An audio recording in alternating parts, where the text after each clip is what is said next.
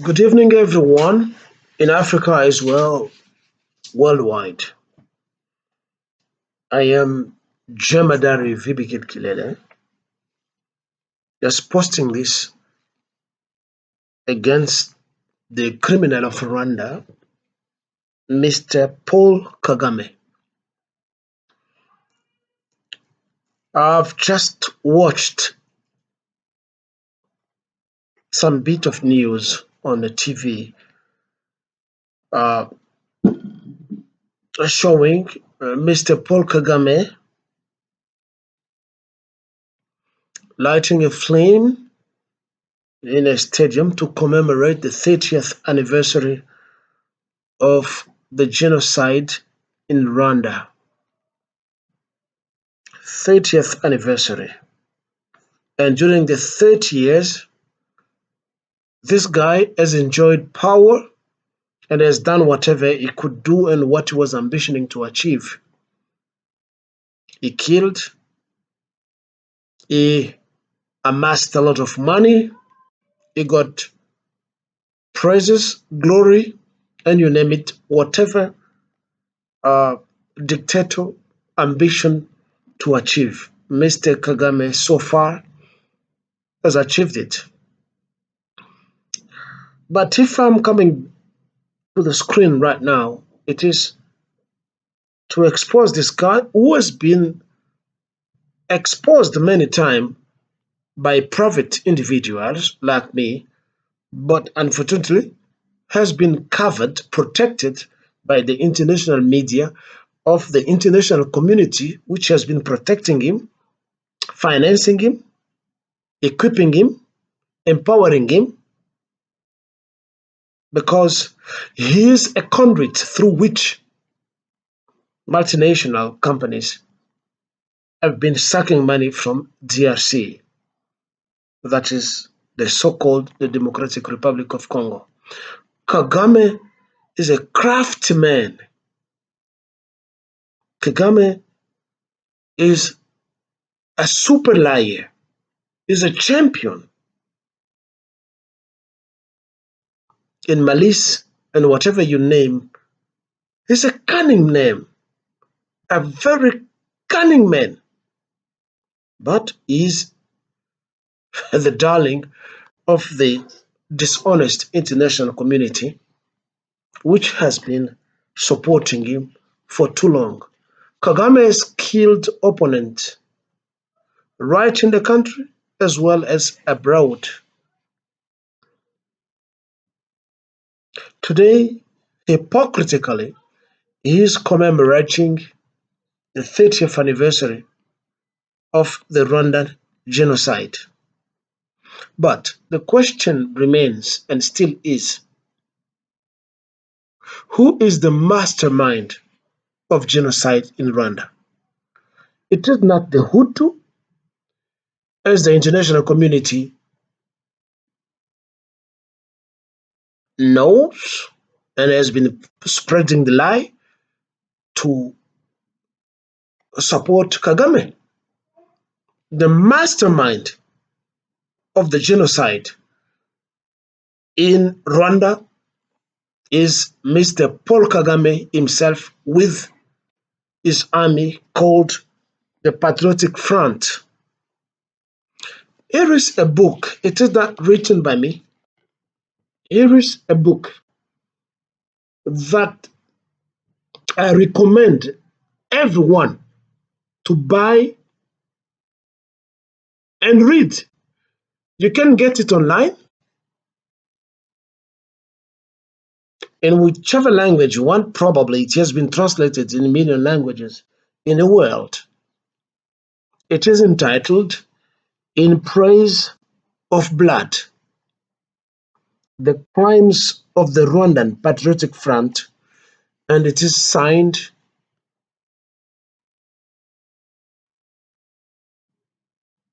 a bright lady called Judy River. It's here. Allow me to show it for the second time. Ladies and gentlemen, buy this book for those who speak English. It is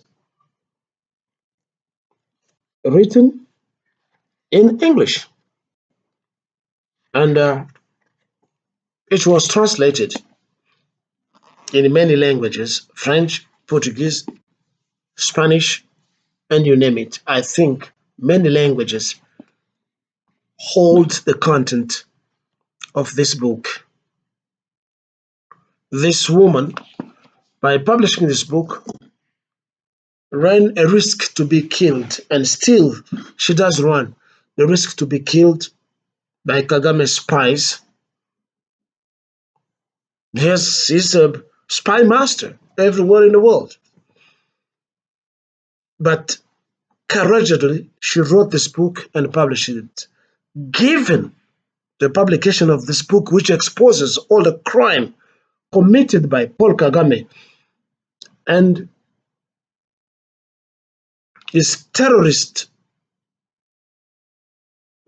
army, the corrupt international community, which acrimoniously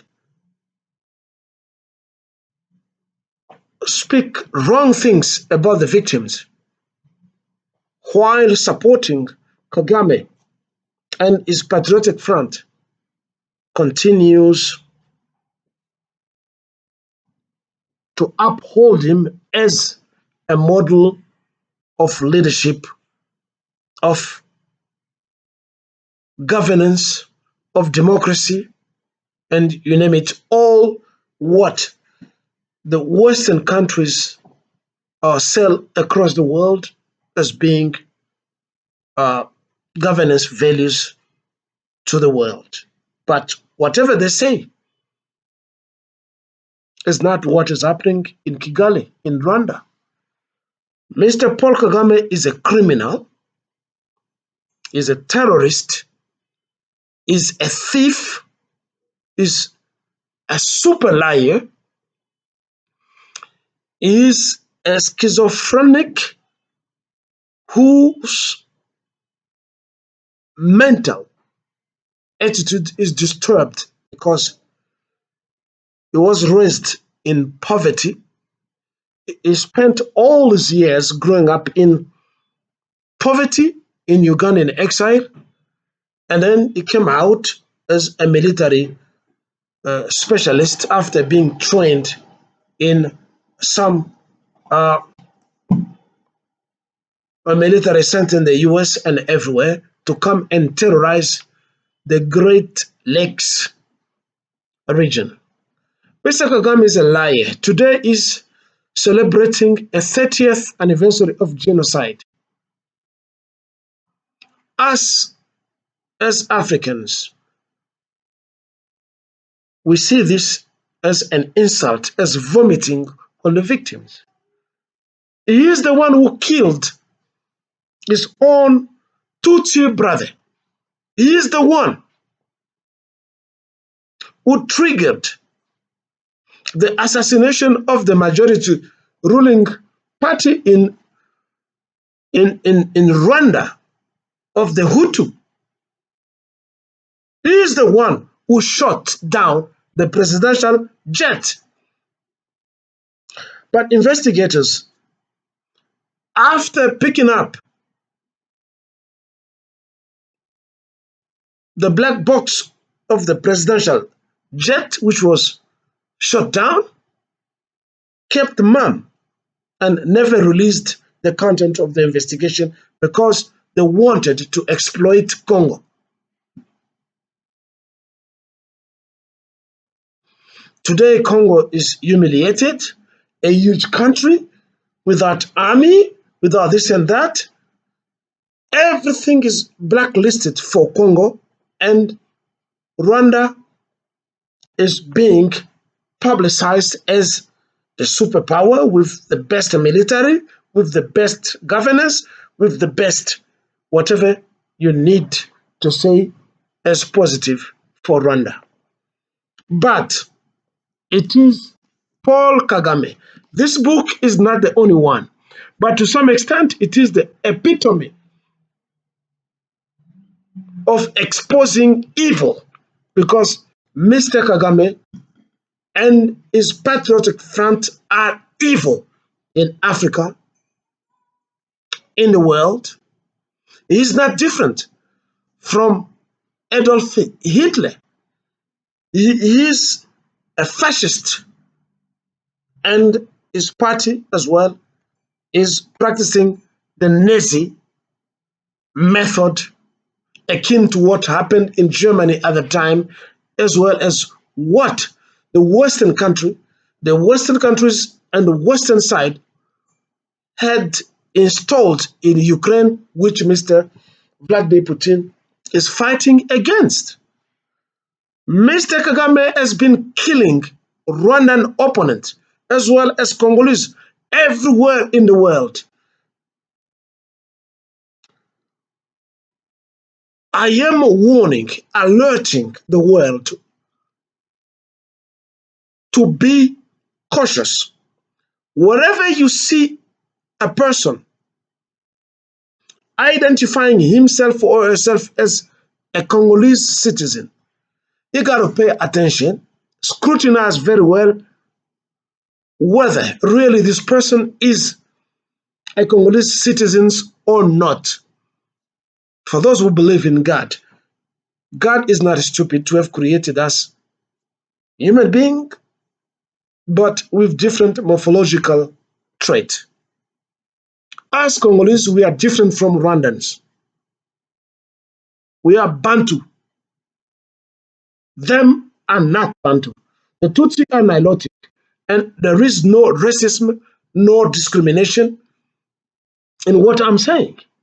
I don't want to enter deeply into the morphology of these people, but wherever they come to you, scrutinize whether they are Congolese or not, because all over the world, they fly, they are walking, and they are working behind the label of Congolese, yet they are not Congolese.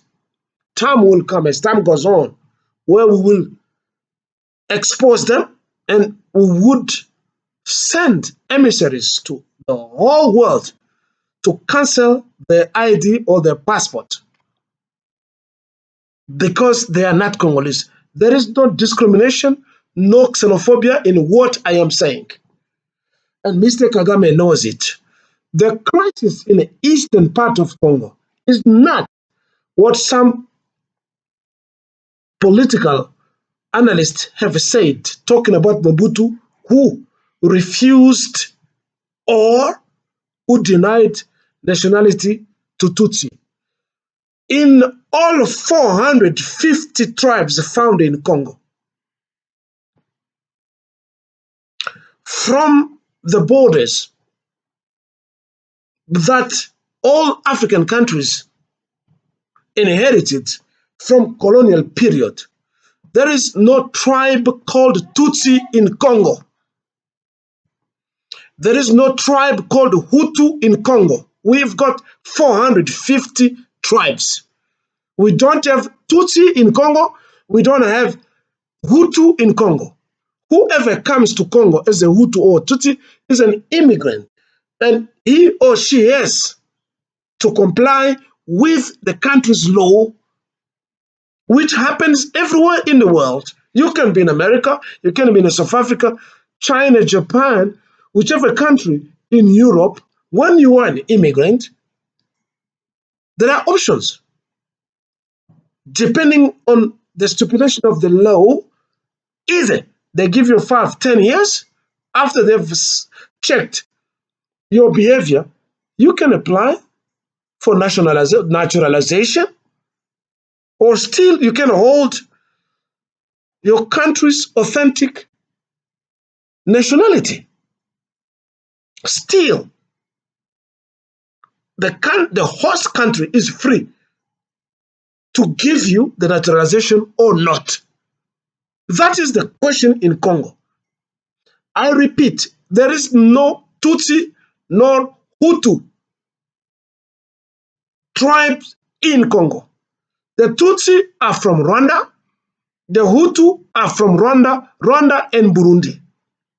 Well, when they had problems in the 50s, 57, the Tutsi migrated to Uganda, to the neighboring countries like Congo, like Tanzania, Kenya, Burundi, etc.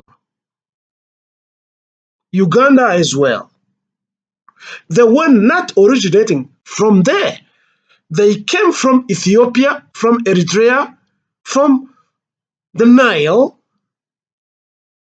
grazing the cattle and settled in Rwanda as well as in Burundi. They are not local indigenous of Rwanda, nor of Burundi, nor of Uganda. There is no discrimination, no xenophobia in what I'm saying, because it is historically recorded. They are immigrant. Now, because they are hyper ambitious, they took over the power in Rwanda after killing President Habyarimana. The Hutu revolted. They sent them back. I mean, they were obliged to go to Uganda, where they organized themselves to come after years and years to come and invade Rwanda.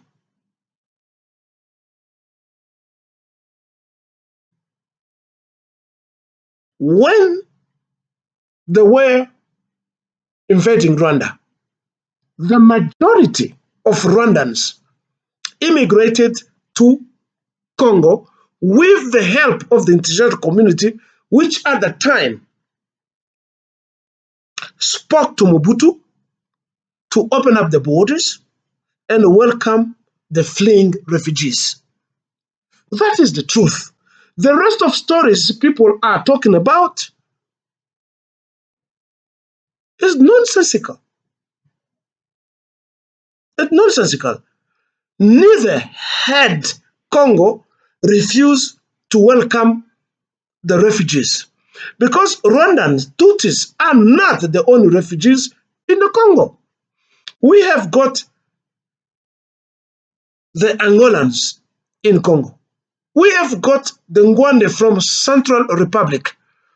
We have got Burundians. Many. We have got people from West Africa, from Mali, from Niger, from Senegal. They live in Congo. They got married to Congolese women. They made kids, they made families, and they are there. They are recognized as Western Africans, Angolans, depending on whichever countries they come from. They have never claimed swaths, portions, plot of land, and claim that they are Congolese citizens.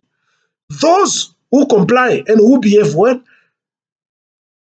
are naturalized.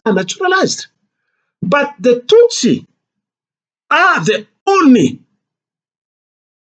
people who cause trouble, as they did with Uganda, and they are doing it in Kenya, Tanzania, and Burundi. Tanzania is the only country which stood up, and not long ago, 2-3 years ago, Tanzania expelled all of them to go back to their country. If Tanzania has expelled them, how can they claim to be Tanzanians? Because they wanted as well to take over the power in Tanzania. Most of presidents who have been killed in Burundi, from Melchior Ndadaye and the rest, who were the Hutu, were killed by Tutsi. And not long ago, they attempted to overthrow the new regime of the new president, who is there after the death of President Pierre Nkurunziza. It is still the same Tutsi who dream to create an empire with the call, I don't know, they've got the name of the empire called Hima Empire, which they want to create from Uganda, Rwanda, Kenya, Tanzania, Burundi, and now Congo. Today, Kagame, with his lies, has succeeded thanks to the backup of a poor country like France to convince the Congo Brazzaville president called Sassou Nguesso to buy a swath of land of 980 kilometers under the guise that they want to practice agriculture. Why don't they farm in their own country? They want to come there. The same thing they do in Angola. The same thing they did with Central Africa, in Zambia. All this, the strategy is to surround DRC, attack DRC, whatever. The second wife of the Central Republic president is a Tutsi woman. They did the same thing in Congo Brazzaville, which is closer to DRC. I am warning all African countries to pay much attention to Rwandans. When Rwandans come to you, the aim is to corrupt you. They first of all come with the ladies which they think and they believe are the most beautiful women in the world or in Africa. They will bring you the women. I am warning Africans. They will bring you the women that they think are more beautiful than the women that we have got. Little by little, they will get you. Either they poison you, or as time goes on, they steal all the document, the necessary document from you. It is what they've been doing all over the world.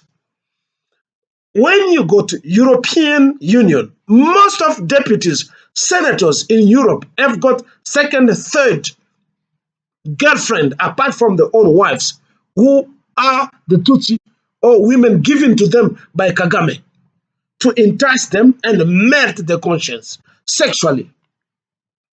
I'm repeating, I'm warning everybody, every African and every leader in the world to pay attention to Rwandans, to Tutsi. They are super liars, they are evil, and they walk and work around with poisons. They are everywhere. Wherever they come, they introduce themselves as Congolese. Pay attention. How are they morphologically? Most of them are tall, lanky. Pay attention.